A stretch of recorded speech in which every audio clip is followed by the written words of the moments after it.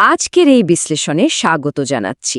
আজ আমরা এমন একটা বিষয় নিয়ে কথা বলবো যা আমাদের অনেকেরই শৈশবের একদম অবিচ্ছেদ্য একটা অংশ ছিল, কিন্তু আধুনিক এই ব্যস্ত জীবনের ডামাডোলে বিষয়টা আজ যেন কোথায় হারিয়ে যেতে বসেছে।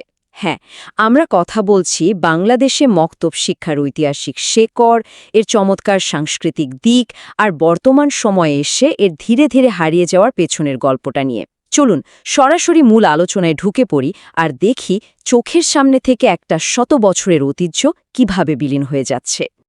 তো আলোচনার শুরুতেই চলুন একদম বেসিক একটা বিষয় পরিষ্কার করে নিই।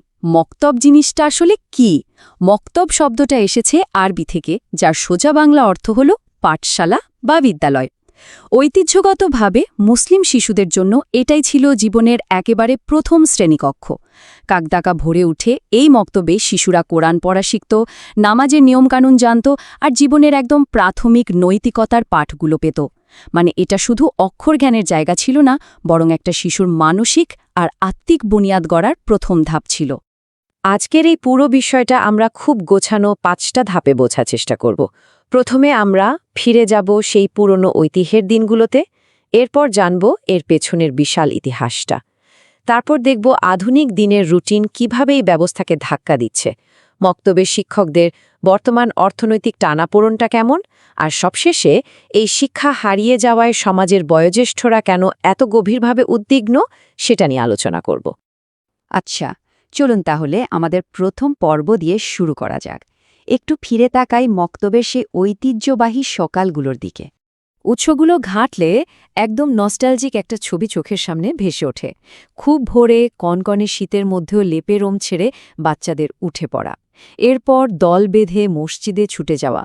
সূর্য ওঠার আগেই চারপাশটা মুখরিত হয়ে উঠত শিশুদের সমস্বরে পড়া কোরআন তেলাওয়াতের মধুর শব্দে। আর এই পুরো সময়টাই তাদের আগলে রাখতেন, পথ দেখাতেন স্থানীয় মসজিদের মৌলভী সাহেব। আর এই পড়াশোনার পদ্ধতিটাও কিন্তু বেশ দারুণ আর গোছানো ছিল। বয়স অনুযায়ী বাচ্চাদের আলাদা দলে ভাগ করে দেওয়া হতো।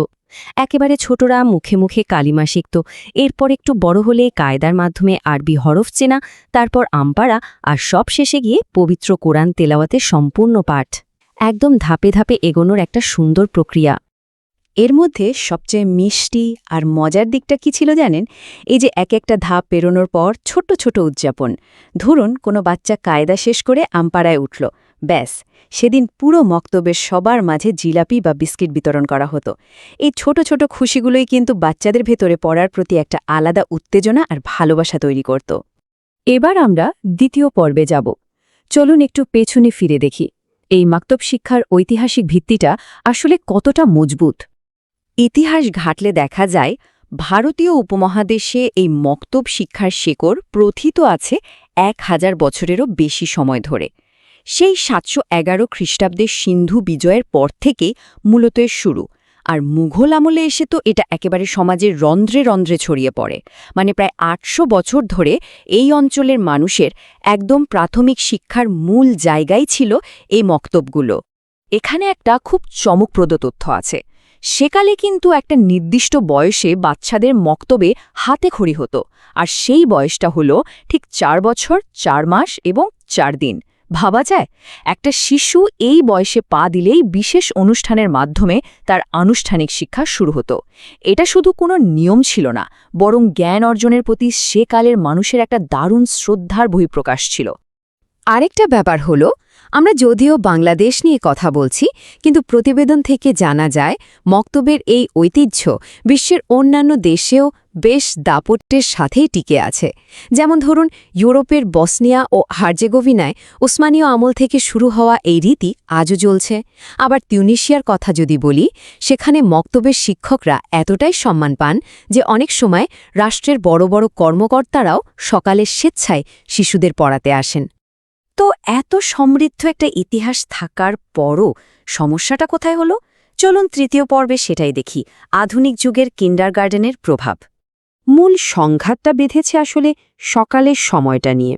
ঐতিহ্যগতভাবে সকালটা ছিল মক্তবের, কিন্তু এখন সকাল 7টা থেকে 9টার মধ্যেই শুরু হয়ে যায় স্কুল, কিন্ডারগার্টেন বা কোচিং।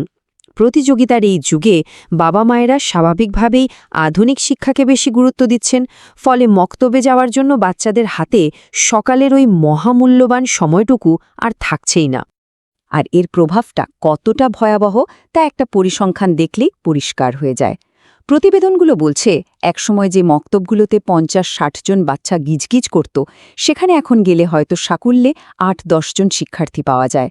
আর যারাও আসছে তারা মূলত সরকারি প্রাইমারি স্কুলের শিক্ষার্থী, কারণ তাদের ক্লাসটা একটু দেরিতে শুরু হয়।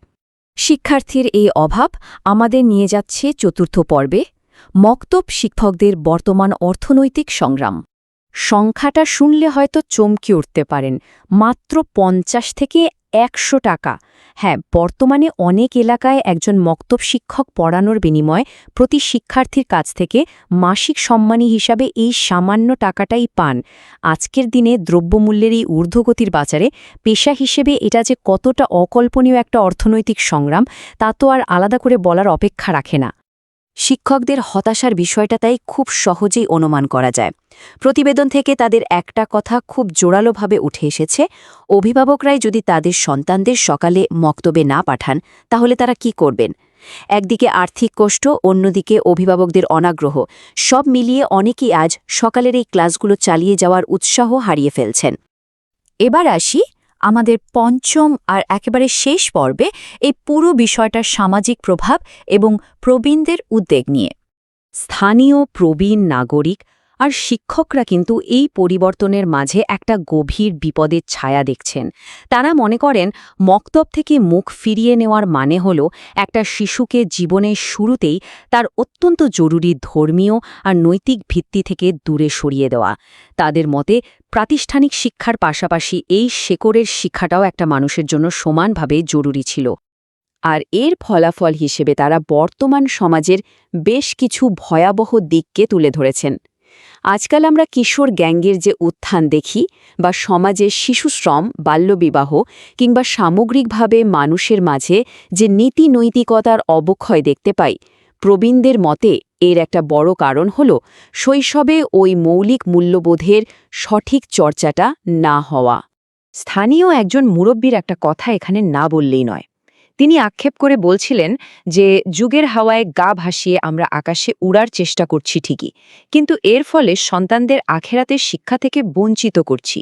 এই একটা কথার ভেতরেই কিন্তু শত বছরের ঐতিহ্য হারিয়ে ফেলার একটা প্রজন্মের যে গভীর মানসিক যন্ত্রণা, সেটা খুব স্পষ্ট হয়ে ওঠে।